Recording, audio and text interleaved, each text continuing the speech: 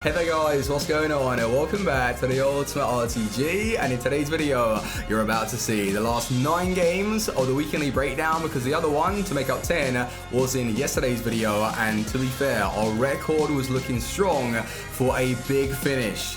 But where did we finish? You're about to find out. But first things first, boys, if you can, leave a like on today's video. It goes a long way, takes 2 seconds out of your day. And if you can smash 3,000, then I will continue with this series being daily. And last but no means least, if you're wanting to keep up to date with football news around the world, One Football, links can be found in the description. Download the app. But the first thing that I want to say to you, boys, what was I doing? Usually when it comes to squad building, I'm really good with it, and I know what feels right because I'm very picky with my players and they've got to suit a certain style. I made a mistake though. Why the hell did I bring in Lacazette with Bernardo Silva? I never ever do that. And you might be thinking, what the hell are you talking about? They're decent players. They are good, but not together. Like, I've got a lack of real sprint speed and acceleration on Lacazette. Like, I wasn't feeling that from the card, and he was restricting those counterattacks. And then in the cam position, Bernardo Silva, you know, that man is good, but what happened towards the end of the weekend league run, I've disowned him. I could not believe what I saw, and I've left it in the clips. So you can judge it for yourselves. Maybe if I've done something wrong, please advise me, or if it's just one of those things that happen in the last game. Oh dear, what's happened? But anyway, I would never really bring in someone that is like that slow in those central areas, because my rule is to have either a super fast striker that can like work the play, hold on to possession, then bring in the cam, or have a really fast cam that plays off of like a target man striker. So that was my fault. I didn't really build the team properly, and it just goes to show how important it is to balance your side. Even though, right, this is mad, we spent more coins in the attack, but the defending outweighed the attack. And I was, defending really well for the most part. On Saturday, we went on a mad streak. I lost my first game on stream, but ever since then, I was just building up momentum, sticking to a game plan which was all important, and not really losing my head. And then on Sunday, I was still playing like relatively well. Not really my personal like play style, but I was passing it around, holding possession, not scoring that many goals, which is important. And that's something that I want to change, and I want to be a little bit more positive next week. But I saw like the players that we were using, and despite them being terrible, we did do like well enough, but I want to be attacking more. I don't want to just be sitting back and playing it around. I need to bring in the correct players. And that's one of the reasons why Lacazette has already been sold, because I was happy with the price that I got rid of him for. Lucas, he has gone, and I'm looking for really that perfect cam. And I was asking you boys, what would you recommend? I'm wanting someone with really good acceleration, possibly 5-star weak foot, but 4-star is fine. Really good on the ball, okay playmaking, decent finishing like inside and outside the box. And someone recommended Mahrez, and for his price, 110,000, that is pretty much a straight swap from Lacazette to Mahrez. And now we've got that true cam with a 4-star weak foot, 5-star skills. I think he's going to play really, really well for us. So Vinicius Jr., most of these players I'm going to drop. He just has no end product. Lucas is a 50-50 hot and cold player. Some games he's on, some games he's off, and then those central areas we've switched out anyway. So we're pretty much going through a completely different team. But some of the players that I wouldn't mind keeping, Alan, obviously, outstanding player, but he's so difficult to get into a side unless I go like full Brazilian, or I stick in Manolas, Koulibaly, those types of players, which I'm going to consider because of how good he is. He's such a good CDM on the game, and I don't believe that I would have got anywhere near the rank that I finished if it wasn't because of Alan. Ndombele is sick though. He will definitely be used like on and off as the series goes on. The 2 French centre-backs only got me so far. Like, they're good, but they're lacking that real quality against the likes of Witsel, Son, Kane, Mbappe, Neymar. Like, as the games go on, you'll see the teams that I was facing, and I was under threat. We were getting bombarded, attack after attack, and Heung-min seems really good. And Wan-Bissaka, for his price though, we bought him for 40,000, and I don't mind that, because what he offered, pace, decent amount of height, really good jumping. It felt like anyway, I don't know his actual stat, but he was dominant in the air, he was strong in the tackles, and he felt good on the ball. I liked Wan-Bissaka, but I just don't know how to get Mahrez into the team if I continue using him, because Mahrez is with that awkward nation, and I obviously need that strong link. But the players, like I said, that I struggled against, one of them in particular was Harry Kane. All that this guy had was half a chance, and I needed 1 win out of 2 games remaining to finish in the league, and I come up against Harry Kane, and I tell you what, the finesse shot was outstanding. I'm not saying anything, it was a great finesse shot, but it was just, where did it come from? I thought I defended him, and I thought I defended him well. That is the quality from those types of players. I checked out his in-game stats, and they've given the man 94 finishing as his stat. That is unbelievable. Any of you guys that use Harry Kane, drop it in the comment section. Or are you someone that you're finding yourself using players like Lewandowski, Harry Kane, Suarez, those elite finishers? Because I believe that EA have done a pretty decent job on FIFA 20, balancing it out in a way to really cater for those types of strikers. Although you'll still be at a disadvantage on the counter-attacks, if you're holding possession a little bit more, then that's fine. And that's what I was doing with Lacazette, but that's not really my playstyle, and I need a bit more pace. And one thing that I want to just give you a bit of advice on, penalties, right? I don't know if this is the perfect technique, but what I was doing, I eventually got to a penalty shootout after being 3-0 down in the game. Never give up, by the way, but I did in one of the matches. I lost my head. Keep pushing, and then with the penalties, I quickly aimed to the right, so my opponent could definitely see my head movement, and then I slowly started drifting it back. I was being cheeky, slowly drifting it back to the opposite side, and then hoping that my opponent wouldn't notice that, like, a little head movement, and then I started shooting it over to the left. So that's personally what worked for me. I don't know if that is even helpful, but it won me the penalty shootout, so I thought I'd want to share it with you. And one thing that I was like doing really well with though is the strafe dribbling, and then letting go of the strafe dribbling and then bursting with the acceleration, and I was just popping, weaving, and Bernardo Silva was a king at that. But one thing I've got to bring out right now, Bernardo Silva, he was fantastic throughout the whole weekend league, getting me goals, his dribbling, his playmaking, and in the last game, oh no, you're about to see it, the last game to get elite, because Harry Kane beat me in the other one, last game for elite, I build up play, I'm inside the box. You're going to see the hesitation, but it's not hesitation. I'm slowing down purposely because I don't want to rush the strike, because I'm thinking if I rush it, then he's going to either take it with the wrong foot or he's just going to mess up the shot. So slow down, then open up the body and finesse into an open net. Where does it go? It doesn't go anywhere near the goal, and I've got to put my hands up. I lost my head. It was still 0-0, and I lost my head because I thought, how dare you, Bernardo, you've really done that to me. And that's what cost us elite.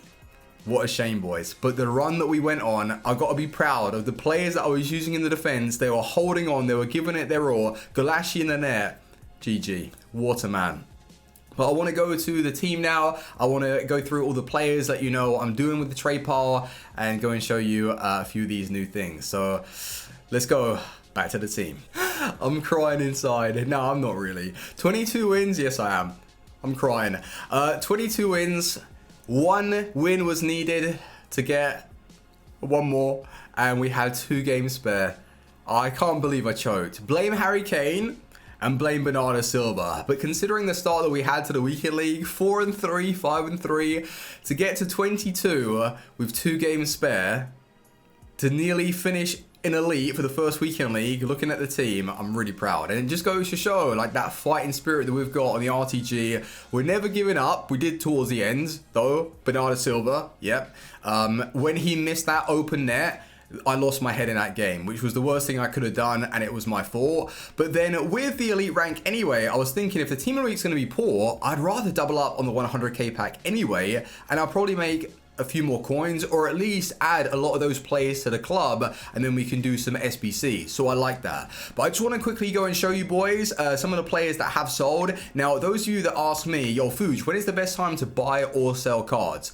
Best time to buy is on Sunday, Monday, Tuesday, usually the sell-off to the weekend league. So everyone's done with their players and they're looking to just offload them to purchase new teams for the following one. Then if you are selling on Sunday, it's not so much of a bad move if you're then buying. But then if you're selling on Sunday, Monday, and then you buy on Thursday, you're having to pay a premium and you're in actual fact losing coins.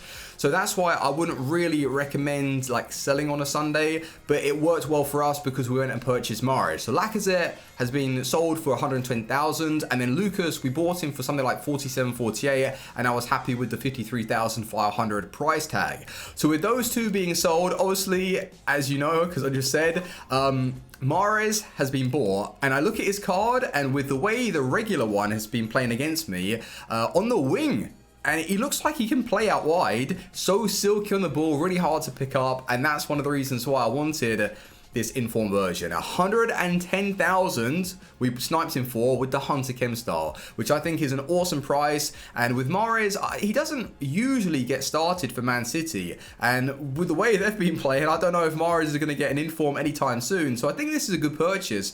A Mahrez for 110,000, 4-star weak foot, 5-star skills, only the medium work rates though, whereas Bernardo Silva, he was offering high to high, and then the stamina as well from Bernardo was sweet. But I can always sub off Mahrez. It's not like the be-all and end-all that I have to use him for the full 90, but with his playmaking and his dribbling attributes, I think he's going to be awesome. I'll do a side-by-side comparison in a second. Acceleration, sprint speed, he's not like the fastest, but with the striker that I'm intending to bring in, well, I'm just really wanting a fast player. I haven't really put together a team that I'm set on yet, but the shooting stats, long shot, shot power.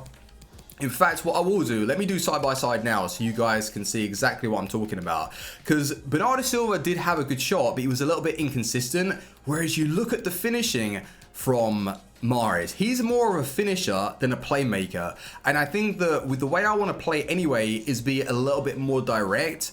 I was playing slightly reserved, not like completely drop back, but I was playing possession based, and Bernardo Silva was awesome for that because of the ball retention. Like, they couldn't get the ball off him at all. And then looking at the balance though that Bernardo Silva provides, the composure, the agility, there's not much in it. There's not much in it. The reactions though, 85 for Bernardo. That's why we've got to try Mahrez. If he doesn't work well for me, then I get rid of him. I'm just worrying about the playmaking, but then the curve, 87 for those finesse shots outside the box, and his vision is good enough. I think he's going to be good. I think he's going to be good, and that's a mad pace improvement from 78 to 83, especially with 89 acceleration. So Mahrez is in, but then I look at the starting 11, and I dropped in Cancelo just to give you guys a better idea as to what direction I was thinking of taking this squad in. And if I am wanting to use Alan, well, Vinicius is getting dropped. Lodi was good, but he was like underperforming in a few games when I came up against, well, Neymar. Well, that's expected though. Lodi versus Neymar, I'm obviously going to get caught. Then Konate and also Mukele, I think that's how you say his name, he's going to be taken out the squad. Gulashi is very overpowered, and I wouldn't mind using him. Maybe he was one of the reasons why I picked up that run of form, and we were very close to finishing in Elite, because of him. But let's say, right, I don't use Ndombele. I use something like Alan and Fabinho, or Alan and... who else has been recommended? Witsel. Witsel I've played against, and for whatever reason, I don't know if you guys have used him, but this man is so quick to track across the pitch. I don't know what they've done to him. Same with Fabinho though. Those two players, they don't look like they've got much pace, but they just seem really difficult to get past. Maybe that's something that they've played about with though, with one of the most recent patches. Because I swear to you, like a few weeks ago when I was playing the game, I could like outpace on the wing, like I could just jet. Although you can, it just doesn't seem to be like as OP.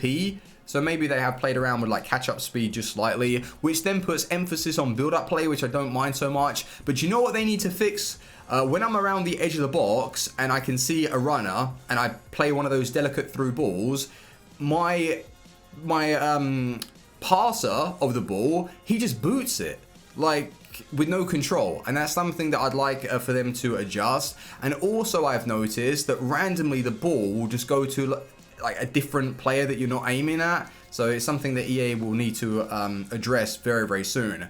But Witsel with the 82 stamina, 82 strength. What I could do though, if I brought in Witsel, then I could drop a Kanji in this position. Everyone says to me, yo, you got to use a Kanji. And I haven't played with him yet on this game. And for his price, I think he's around 28,000. Is he 28,000 right now? 24, oh, 23, 20,000. Like, that's a good price. Although he's only 83 rated, he's got fantastic stand tackle, and it's better than, well, no, it's exactly the same as Konate, but you're providing a bit more on the reactions. The physical is decent, and his sprint speed is 85. He's got low acceleration, but I don't think that's going to matter too much. So we've got some options right now with how we can lay out the starting 11. It's just chemistry. That's what's going to affect me big time. So if you guys want to be a help and you want to, yeah, give me some advice, I need Mahrez to be played in whatever system to get formation, but then in-game he has to be as my middle cam, because I don't feel like with that kind of pace he's going to be that effective on the wing. So he's going to be playing as a central player in a 4-2-3-1. The striker then, or whatever middle position, has to be then a winger, and our striker needs to be really, really fast. Like, really fast. I just don't know who I want to go for right now. So we've got the base. How many coins do you think I'm going to have though? Because with our division rivals rank, we've been grinding right now. I think that as we played all 30 games, we were on 18,000 points. What was it last weekend for rank 1? Oh, it doesn't show you? Wow. Okay, thanks, EA.